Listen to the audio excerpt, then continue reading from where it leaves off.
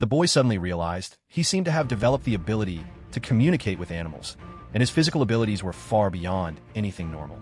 With just the slightest effort, he could send an arrow flying over 100 yards.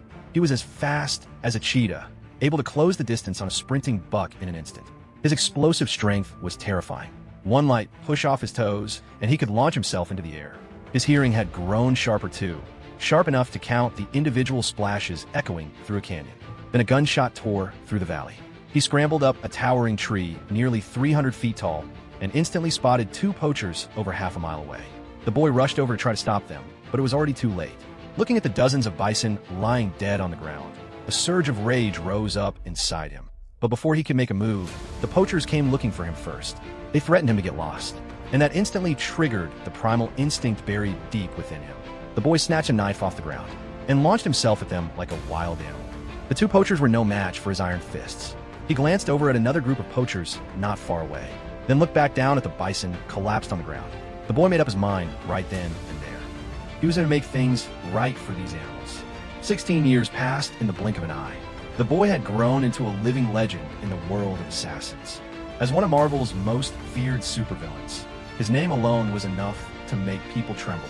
Anyone who ended up on Kraven's list never escaped their fate of being hunted down. To track down a target on that list, he went so far as to disguise himself as a prisoner and get himself thrown into jail.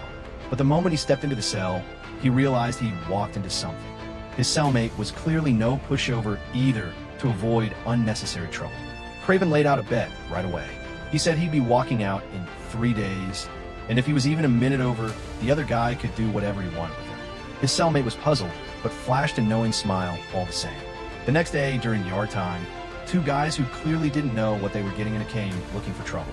They claimed everything inside belonged to their boss, and were looking to teach the new guy a lesson. What they didn't know was they just picked a fight with the wrong man. Kraven barely had to try. He lifted both of them off the ground with ease. Fortunately, the guard showed up just in time to keep things from going sideways. Afterward, though, he was brought to the cell block boss's room. Kraven wasn't worried in the slightest. He knew exactly who this man was, because getting to him was the whole reason he'd come in the first place. The moment they let their guard down, Kraven struck without warning. The two enforcers didn't even have time to react before they were completely neutralized. The boss only then realized the danger closing in.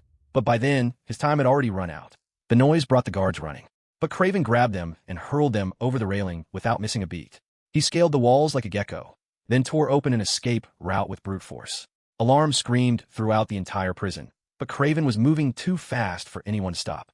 Weapons were useless against him. He was out of that prison in under a minute.